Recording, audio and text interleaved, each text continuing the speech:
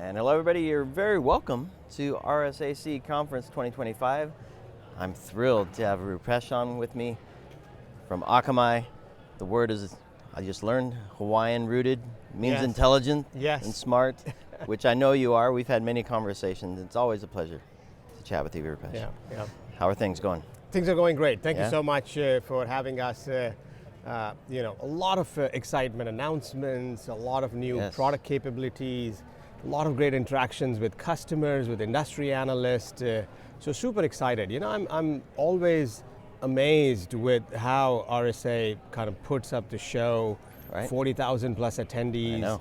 The whole kind of security community coming together, right? It's a big deal. It is a big deal. It is a big deal. And I think I've had a lot of conversations with CISOs this week, and it's been a mix, but I think I'm seeing a lot of interest in new technologies, not just from new and upcoming vendors, but Right. new capabilities from existing vendors they do a lot of work with. Yeah. And of course, you can't get away from the two-letter acronym that takes over everything. Yes. But it's because it's real, it's important, and we have to pay attention to it. And Absolutely. you and your team certainly have done that. So Yeah. let's start with a view of your perspective on the impact AI, that's a two-letter word, AI is having on security. It's a double-edged impact, right? Yeah, So maybe absolutely. tell us a little bit about that. Absolutely. What are you seeing there? So as you mentioned, right, kind of AI front and center, I genuinely believe that we are in the sort of the golden age of the AI era.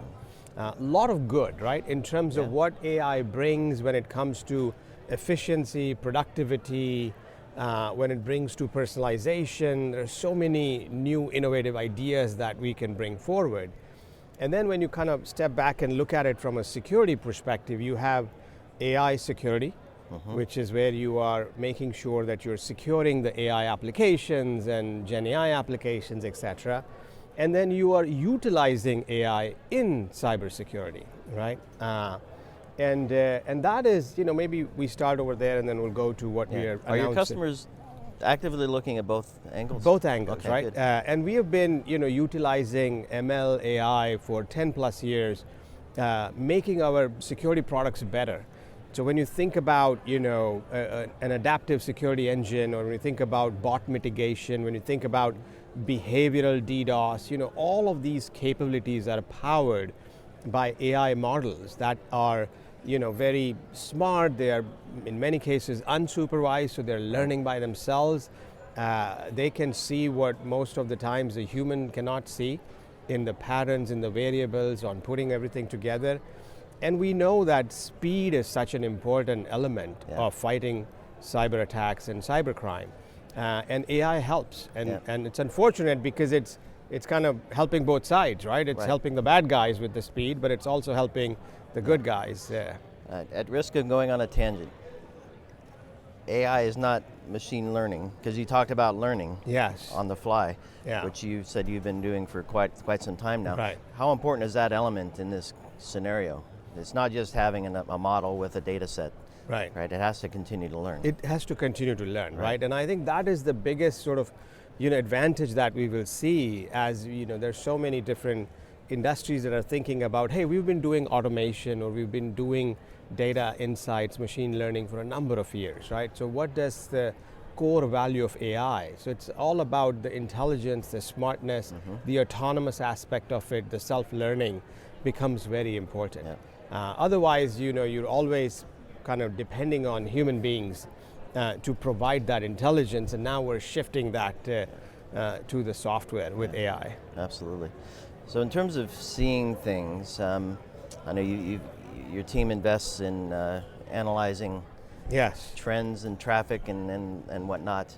What are you seeing both from an API perspective, which probably also touches on agentic AI? Yes. As well as just general web attacks, which absolutely we're never going to get away from, we seem. Yeah, we're never, right? And we recently published what we call as a SOTI report, which is the state of the internet report, and we look at the data over a period of time, 12 months, 24 months, etc., so 1 or 2 years. And we found, just the sheer volume of attacks on web applications on APIs, 311 billion, 33% rise. Wow. And 50% of that was directed to API attacks. So 150 billion API attacks. Do we know why? Is it just an easier I think it's two reasons, right? One is that we live in this very hyper-connected economy, right? So APIs are providing that sort of, common language, common framework, data exchange, etc. So just, that's the way modern software is built, right? And what that does is that it creates this kind of new attack landscape, the threat vector. And that is why I think, the bad guys have been successful. We've seen data breaches, we have seen business logic abuse, we have seen lots of different ways of extracting information or inserting certain things through the APIs. Now, is it that the APIs are also exposed, easier to see, and maybe not also then not monitored? Yes. Because they're only monitoring the app, not the right. So is that? Tell us a little bit about maybe even a view into a customer to how their environment looks that might contribute to that. Absolutely. So we will do, when we have preliminary conversations with the customers and say, hey, I'm interested in API security, and we say, okay, let's go do discovery, visibility, inventory. Like, let's just go scan your environments, let's look at what we are seeing, and you kind of step back and say, oh my God, 15,000 APIs, 1,000 APIs, 20,000 APIs. And then you think about shadow APIs, zombie APIs, right? So what has happened is that the customers don't have a good handle on their sort of, attack surface, right? Now, a lot of customers then, when we go through the data and we are doing the detections and we are looking at the behavioral patterns, we're starting to show and see abuse, right? Real time, the bad, in fact, even through, proof of concepts, we have seen customers getting attacked. And is it just abuse on looking for a compromise, or is it impacting actual performance and transactions and things like that? So I think it's sort of like both, but it starts with the bad guys are looking for some sort of entry point to then do some data extraction, or even, there are so many industries, whether it's airline, hospitality, retail, they all have loyalty points, right? And loyalty programs. And all these malicious folks are starting to go in through the APIs and move things around and sort of like, gain financially utilizing some other currency, right? And these are easy ways to penetrate. And, the enterprises have to do a lot of work to start to kind of build their armor against that, and they're doing that, And then on top of that, you talk about AI, agentic AI. I mean, that is just like, I was going to go there next with the LLMs and agentic AIs. What are you seeing in that front?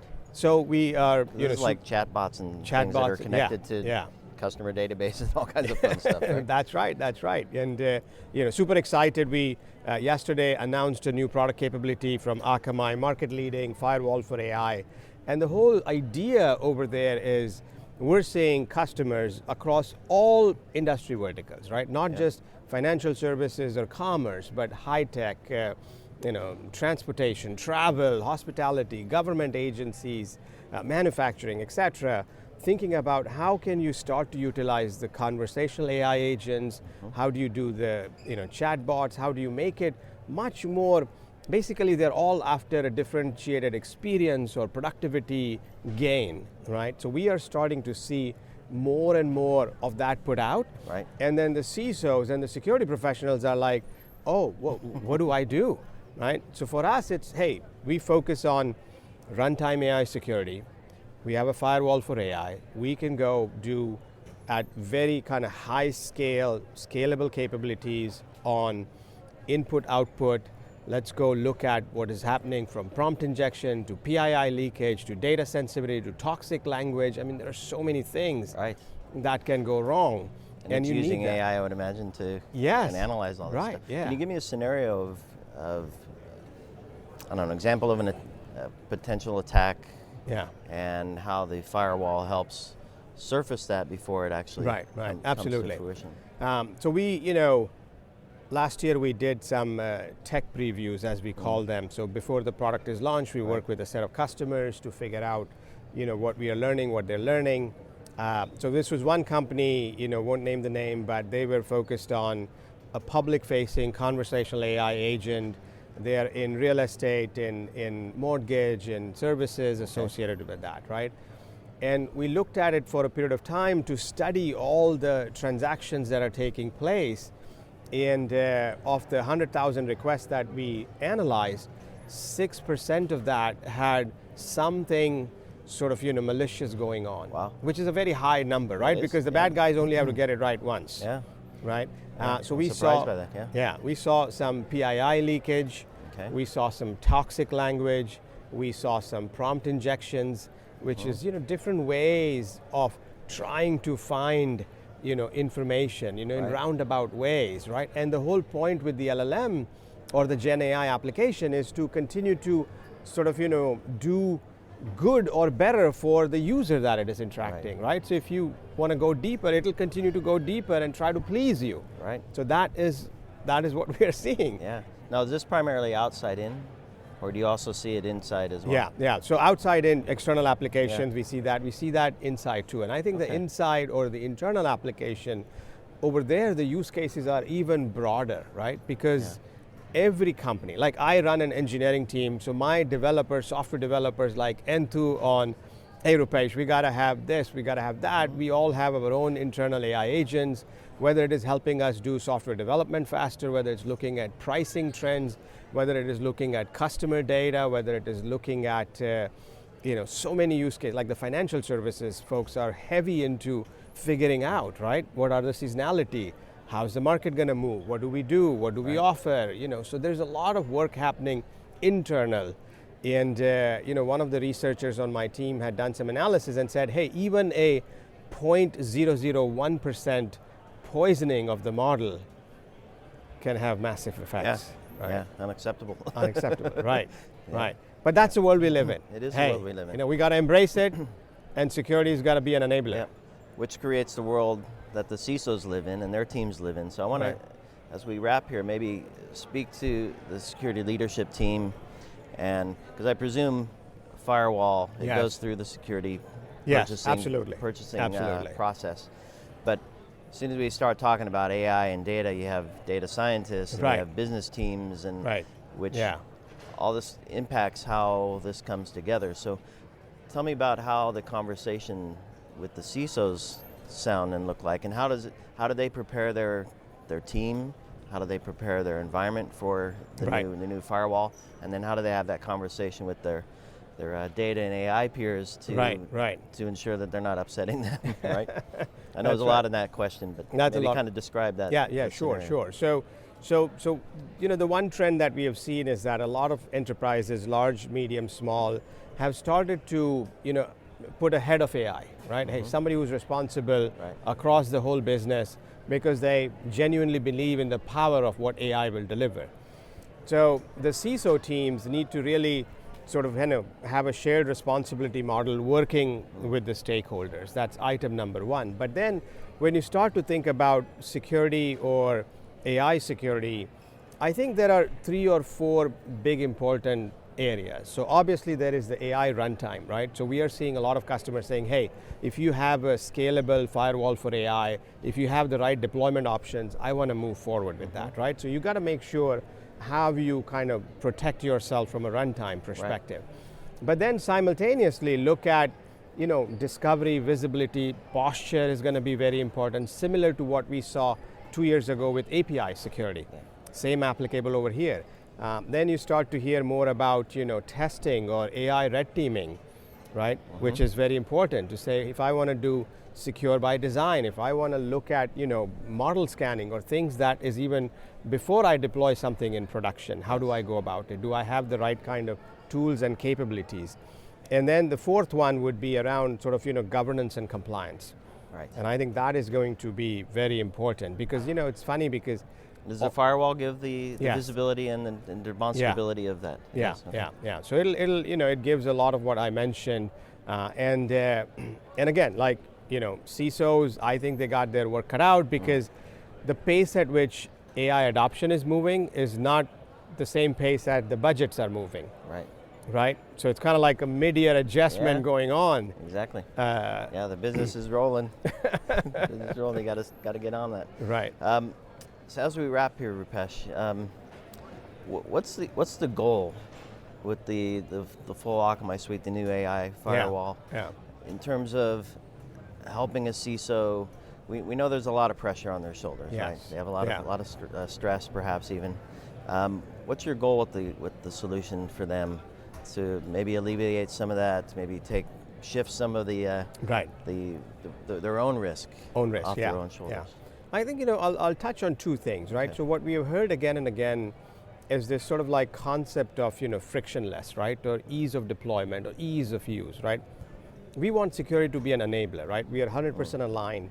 So what we have done with the firewall for AI is that we've made the deployment very easy, because we already see a lot of traffic on Akamai Edge, and we're able to take that, run it through the detection cloud, and provide the decisions back in alert mode or modify or deny to the customers, and it's all automated.